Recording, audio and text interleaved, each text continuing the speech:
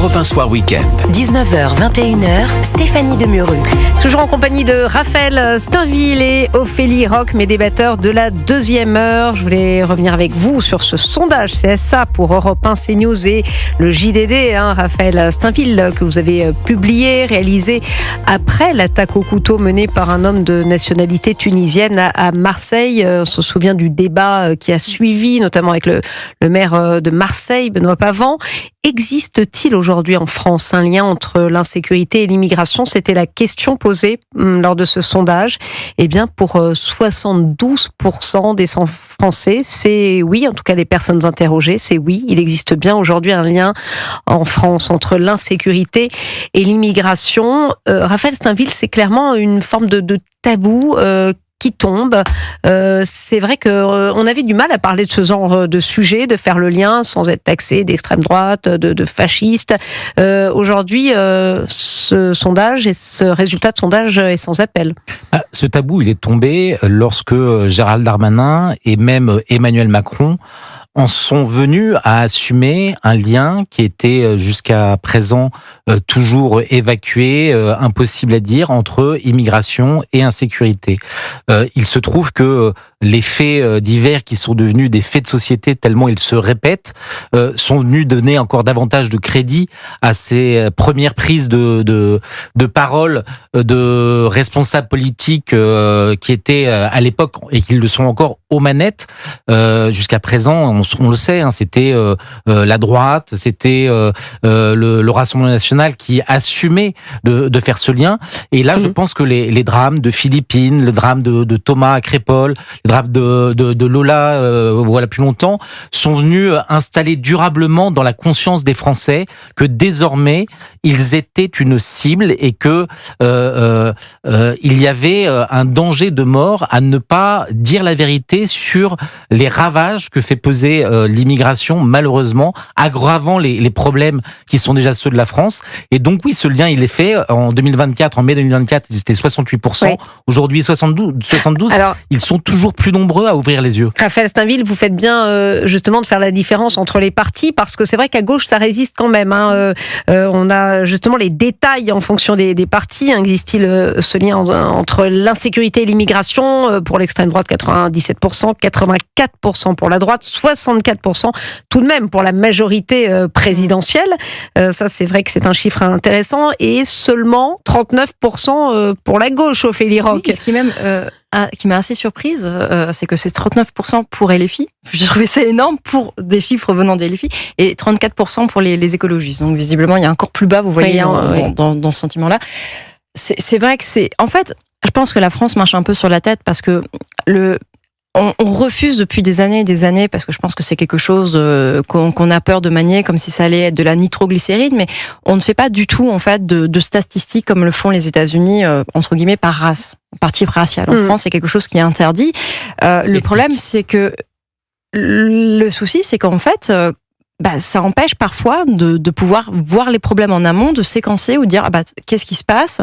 Et en fait, d'une certaine manière, j'ai l'impression que ces sondages-là sont un peu aussi peut-être un début de changement dans les mentalités, en disant peut-être que finalement il faut pas simplement fermer les yeux, se boucher les oreilles et puis se dire rien ne se passe, mais il faut peut-être regarder et peut-être il faudra apprendre aussi à affiner. Moi, je pense qu'en fait, on veut de plus en plus se tourner parfois vers des systèmes un petit peu, prendre exemple sur ce qui se passe à l'étranger, et ça serait peut-être pas mal pour le coup de se pencher un peu sur le modèle américain, parce que c'est un modèle qui finalement ne fait pas de la ségrégation actuellement, et qui est beaucoup utilisé notamment par les chercheurs en université, parce que ça permet tout simplement d'avoir une lecture beaucoup plus fine de la réalité. Alors, la préfecture de police de Paris sort quand même des chiffres, Raphaël Steinville, en expliquant dans les détails que les mises en cause dans les crimes et délits, par exemple à Paris, 36% sont des étrangers, un cambriolage sur 2, un vol violent sur 2, 40% des violences sexuelles et 8 à 9 cas sur 10 de vol à la tire. C'est vrai que ce genre de statistiques, puisque les statistiques ethniques, Ophélie Roch nous le rappelait il y a quelques instants, sont interdites dans notre pays, mais enfin ces statistiques, c'est vrai qu'on les voyait peu avant. C'est comme si d'une certaine manière l'opinion faisait aussi pression sur les autorités qui avaient quelques pudeurs à évoquer ce genre de sujet. Oui, c'est vrai que les choses avancent, même si on n'est pas là encore dans des statistiques ethniques, mais le simple fait de savoir si ceux qui commettent des crimes et délits sont des Français ou des étrangers, c'est déjà un premier pas et ça dit déjà quelque chose qui jusqu'à présent était tu. Et effectivement, toutes les statistiques le montrent. Il y a aujourd'hui en France, mais dans l'ensemble des pays européens qui ont subi une immigration massive ces dernières années, une surreprésentation des étrangers par rapport à leur poids dans la population réelle. Donc, on peut tordre les chiffres dans tous les sens, inventer un discours pour essayer d'atténuer la charge qui saute pourtant aux yeux de tous. Oui, c'est une réalité et c'est en lien directement avec cette immigration qui aujourd'hui n'est plus contrôlée. Patrick Cohen n'aimerait pas vous entendre. Vous vous souvenez, je répète encore sa chronique sur Crépol quand il dit il ne fallait pas donner les noms, ça a permis quand même aux médias d'extrême droite d'expliquer le lien entre la délinquance et... Oui, mais ce qui est terrible, c'est qu'il faudrait ne pas voir ce que l'on voit et inventer un contre-récit qui satisfasse les oreilles des bien-pensants.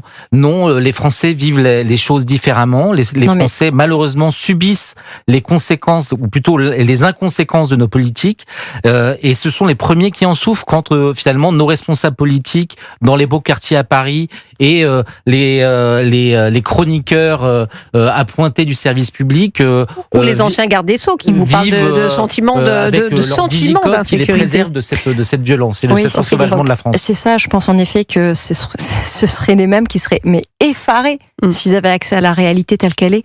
C'est-à-dire que je pense en effet qu'à force de vivre entre soi, on a le sentiment d'une société, alors que en fait, ils veulent pas la voir, et c'est ça qui est flagrant. C'est-à-dire que plutôt que de se dire, pourquoi est-ce qu'on entend ce bruit de fond ? Est-ce qu'on est dans le vrai ? Est-ce qu'on va peut-être juste sortir de chez nous et puis peut-être faire 3-4 kilomètres à pied pour voir ? Non, ils le font pas tous ces gens-là.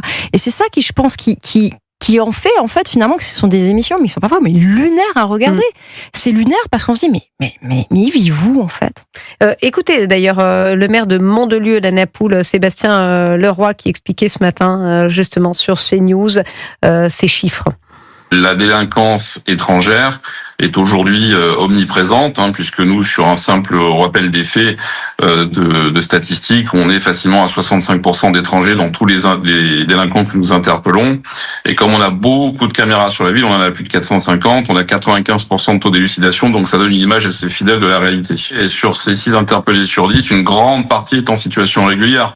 Mais vous voyez, Raphaël Steinville, Sébastien Leroy, maire LR, droite républicaine, qui vous explique ça, c'était peut-être inaudible avant ce genre de discours, parce qu'on est vite taxé, encore une fois, de fascistes, d'extrême droite. Les digues ont sauté et un certain nombre de sujets peuvent être abordés en profondeur, en vérité surtout. Il se trouve que le maire de Mandelieu, il est en première ligne. Il n'est pas si loin que cela de la frontière de Menton, et donc ce sont des vagues de migrants clandestins qui arrivent jour après jour et qui rejoignent la France, à commencer par Nice, Menton et donc Mandelieu. C'est à ce titre qu'il peut expérimenter. Malheureusement, tout le monde se passerait de ce genre d'expérience, les ravages de cette immigration qui est subie. La prochaine présidentielle se jouera en partie sur ce sujet de l'immigration, selon vous ? Oui, je pense que c'est un sujet qui est crucial. C'est peut-être le problème principal parce qu'il vient aggraver tous les autres.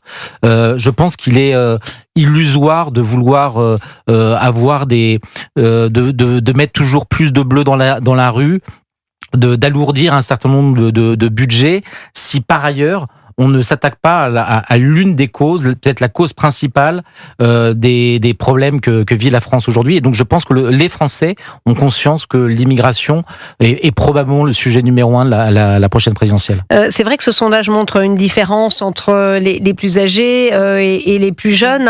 Les réponses divergent. Évidemment, les plus de 50 ans sont plus à même de faire le lien entre l'insécurité et l'immigration. Ophélie Roch, vous qui êtes au contact des plus jeunes, puisque vous êtes toujours prof de français, quand vous n'êtes pas sur nos plateaux, vous en parlez avec vos élèves de ce sujet ou pas ? ça serait compliqué pour moi d'en parler parce que non, mais avec des jeunes peut-être entre guillemets en off, comme on dit chez les journalistes, en dehors des cours.